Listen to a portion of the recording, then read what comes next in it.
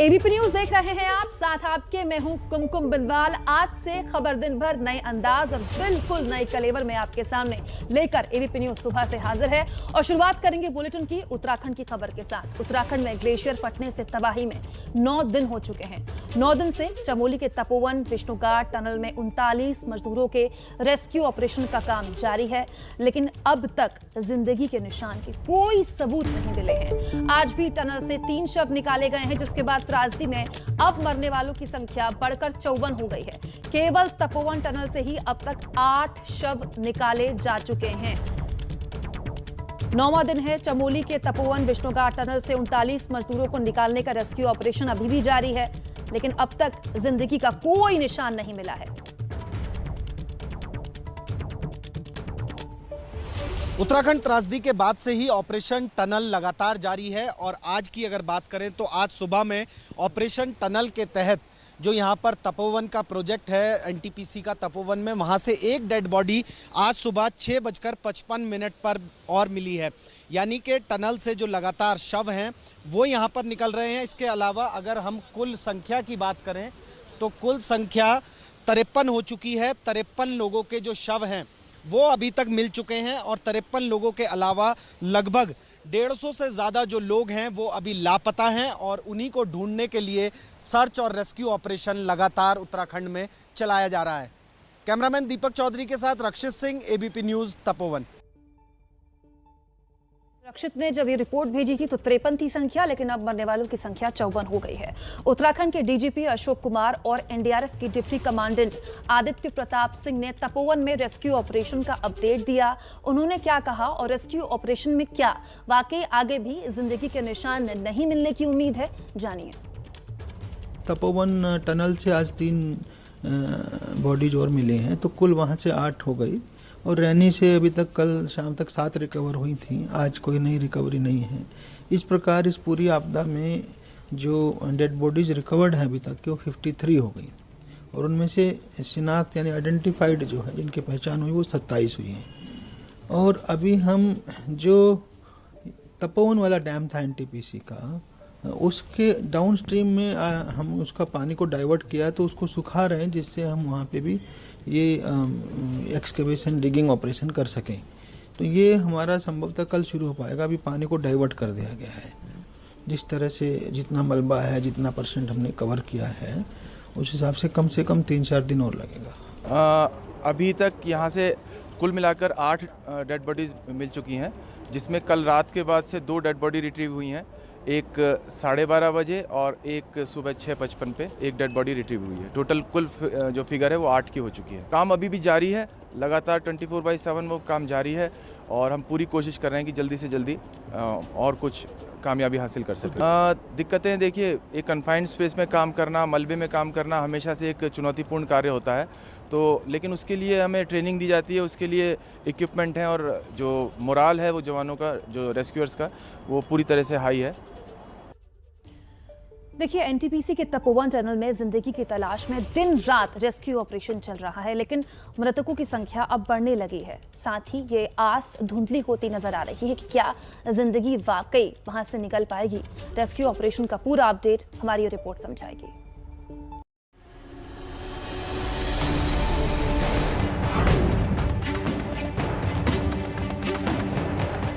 7 फरवरी 2021।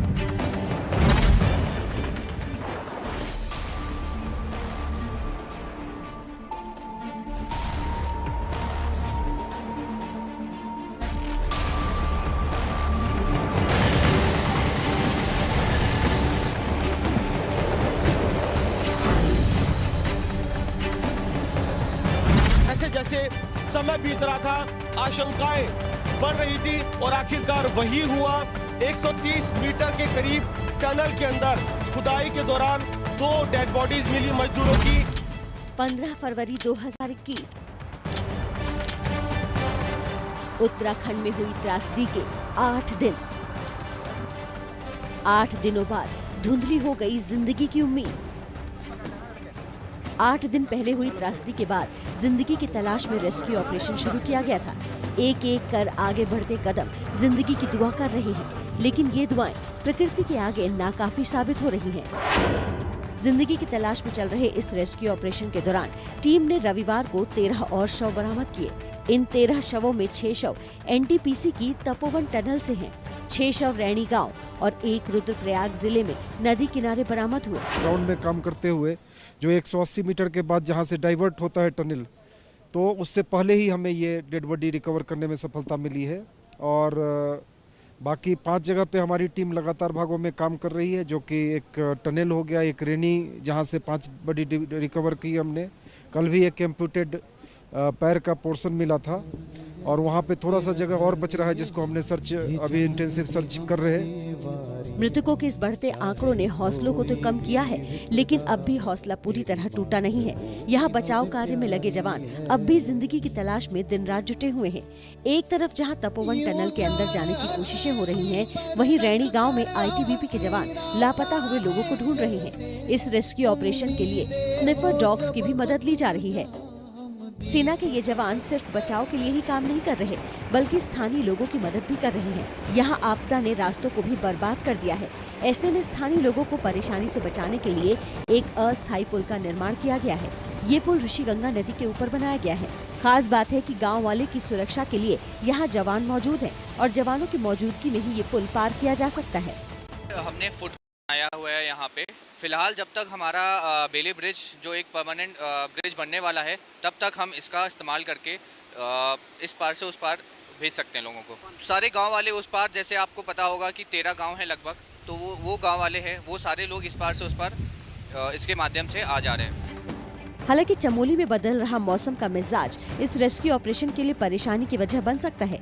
मौसम विभाग ने बारिश का अनुमान जताया है। ऐसे में अगर बारिश होती है तो उसका सीधा असर यहाँ चल रहे रेस्क्यू ऑपरेशन पर होगा। मौसम विभाग ने 2 दिनों तक बारिश का जो अनुमान है वो जताया है और उसी की जो एक तस्वीर है, एक बानगी है, वो आप यहाँ पर देख सकते हैं कि चमोली जिले में यहाँ पर जोशीमठ के पास में जहाँ पर प्राकृतिक आपदा आई, रैणी गांव के बीच में मौसम ने करवट बदलनी शुरू कर दी है। एक बार फिर से हल्की हल्की बूंदाबांदी जो है वो यहाँ पर देखने को मिल रही है और स्थानीय लोगों का यही कहना है कि अगर बारिश होती है तो ऐसे में बर्फबारी की जो आशंका है उससे भी इनकार नहीं किया जा सकता है। अगर ऐसे में मौसम बिगड़ता है, बारिश होती है, तो जाहिर सी बात है कि इसका असर रेस्क्यू ऑपरेशन पर पड़ना लाजमी है। प्रकृति तो उत्तराखंड पर कहर बरपा ही रही है, लेकिन ये राहत और बचाव कर्मी के तौर पर देवदूत ही हैं, जो इस मुश्किल घड़ी में जिंदगी की तलाश में दिन रात एक किए हुए हैं। अपडेट दे रहे आपको, अब मरने वालों की संख्या इस मामले में 54 हो गई है। सीधे लिए चलते हैं तपोवन से मेरे सहयोगी रक्षित, जिसकी रिपोर्ट आप देख रहे थे, हमारे साथ लाइव जुड़ गए। रक्षित, मौसम कैसा है और खलल पैदा कर रहा है क्या मौसम राहत और बचाव कार्य में?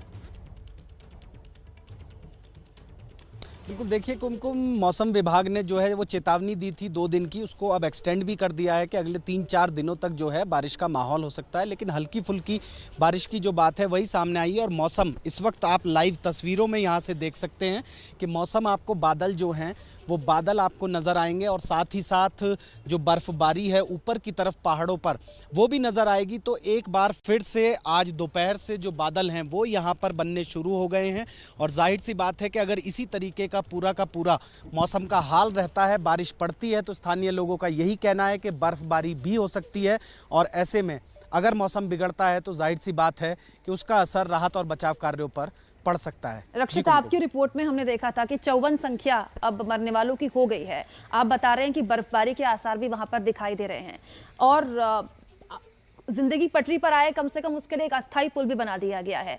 जो रेस्क्यू ऑपरेशन चल रहा है, आप भी इतने दिनों से देख रहे हैं, क्या लगता है कोई भी उम्मीद क्या जिंदगी निकलने की या जिंदगी की नहीं मिल सकती अब?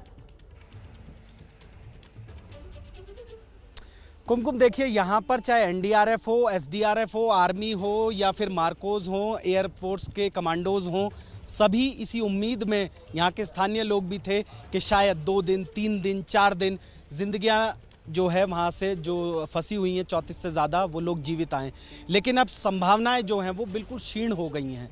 जो एनटीपीसी के सूत्रों से बात हुई है, जो ड्रिलिंग उन्होंने की थी वो ड्रिलिंग इसीलिए की थी पानी का लेवल चेक करने के लिए। जैसे ही ड्रिल किया गया 13 मीटर पर जाकर पानी मिल गया, तो यानी कि अगर वहाँ पर पानी नहीं होता तो उस सुराख को बड़ा करके और मैनुअल जो है लोगों को वहाँ पर उतारने की कोशिश होती। लेकिन सुरंग में जो पानी का रिसाव है वो लगातार हो रहा है, क्योंकि 50-50 हॉर्स पावर के 2 बड़े एग्जिट पंप्स जो हैं वो वहाँ पर लगे हुए थे और अब वो फंक्शनल नहीं है बीते संडे से। तो आप खुद अंदाजा लगा सकते हैं 6 इंच पानी लगातार टनल से निकलता था और अब वो नहीं निकल रहा। तो